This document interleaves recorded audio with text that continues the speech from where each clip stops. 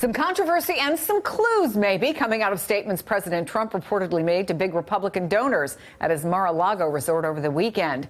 Folks there told Axios they had to put their cell phones into magnetized pouches, so they're relying on their memories to talk about what happened.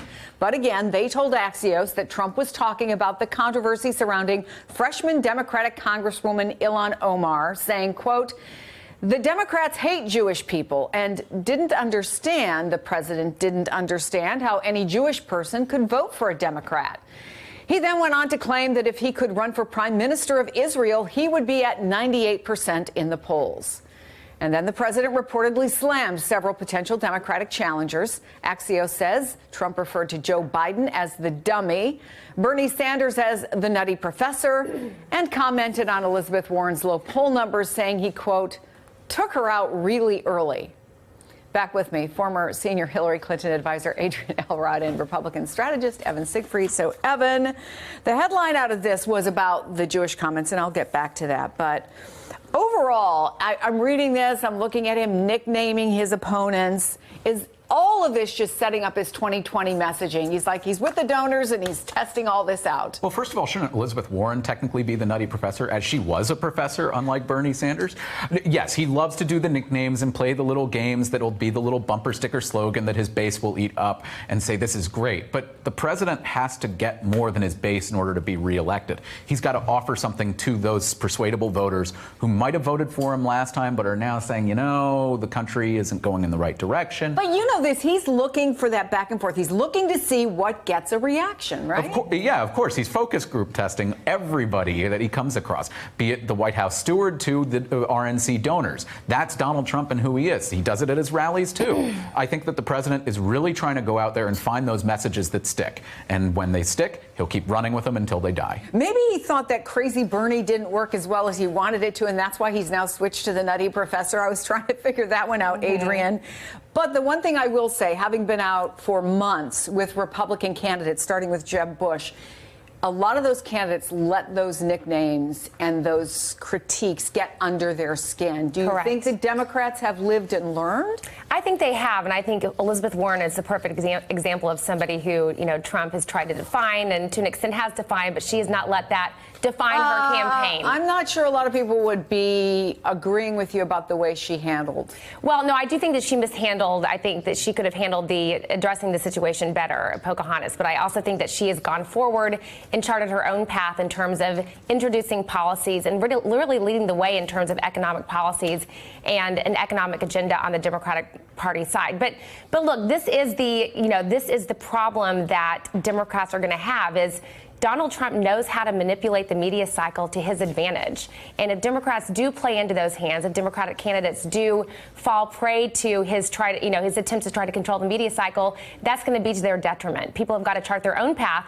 That's why the debates are so important. And that's why moments like we said with Mayor Pete earlier in the program are so important, because it allows candidates to define themselves and their own messages on their own terms. All right, from Republicans' perspective then, Evan, who is the Democrat or Democrats who can best do, I think, those two things that a lot of people would agree with that they have to do? And one is to be able to not only not let Donald Trump get under your skin, but also learn how to control a news cycle as well as he does. Well, think of it this way. I've always looked at it as who should Democrats nominate that they think should be up against Donald Trump in a debate stage?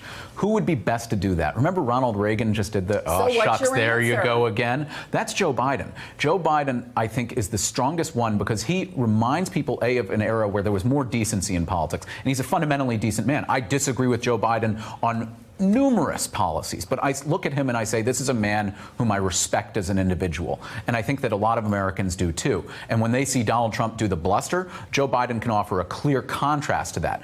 I don't see Bernie Sanders being able to do that. I don't see Elizabeth Warren or Kamala Harris, certainly not Tulsi Gabbard. But I want to make this point, Evan. We've got 12 debates in the Democratic primary. So I think it's too early to judge right now who actually can be that one and only person who's standing on the debate stage taking on Trump. I agree. I think Joe Biden would do great. And be very formidable. But I also think Kamala Harris and some other candidates who are running for the presidency. We need to see how they do on the debate stage. They're going to have their moments. Again, we've got 12 debates split into 2 nights, the first 2 at least. So there's going to be a lot of airtime for these folks to really prove their case and prove that they can take on Trump on that debate stage. All right, and so I want you to deconstruct in our last minute or so the president saying Democrats hate Jewish people. No, I think that was an over-the-top statement, and it was wrong of the president to say. However, I do believe there are Democrats within the party who are going out and making anti-Semitic statements. Ilhan Omar has been doing it. Does he think that audience, that's something they would respond to? I'm trying to figure out why. It's message testing partially, and also because within the Republican base, myself included, we've been pretty incensed at what Ilhan Omar's been able to get away with.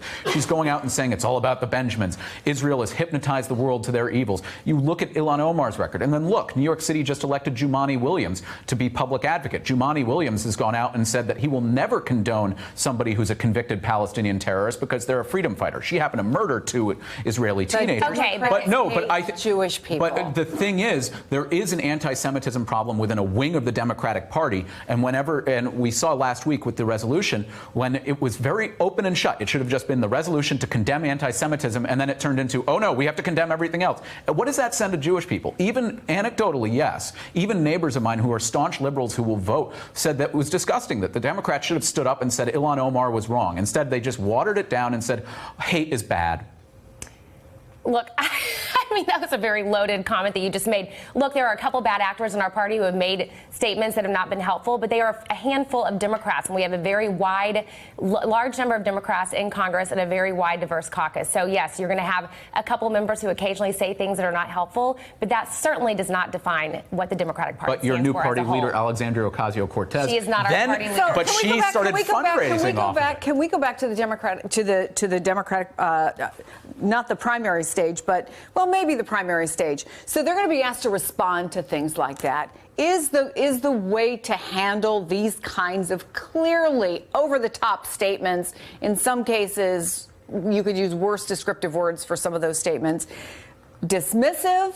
Do you have to take everything he says seriously? Because I do think that there is this feeling among a lot of people, okay, he said something else, and right. I'm exhausted, and I can't, How do you deal with that as a Democrat, whether you're asked about it on a stage with other Democrats or ultimately you're the nominee? If I was advising somebody, a candidate who was about to go on a Democratic Party debate, I would make it very clear that you should pivot as quickly as you possibly can on a question like that. Because, again, if we list pivot to your message, what you want to get across in your 30-second response. If we address every single misstatement or something that we don't agree with as Democrats, if we give that statement as much oxygen as we've given AOC statements and Omar statements, then we're never going to be able to get our message out. Any sort of anti-Semitic statement should be called out for being anti-Semitic. You can't do what Nancy Pelosi did last week and say, oh, she's just uninformed, and essentially said she's stupid and not capable of thinking for herself.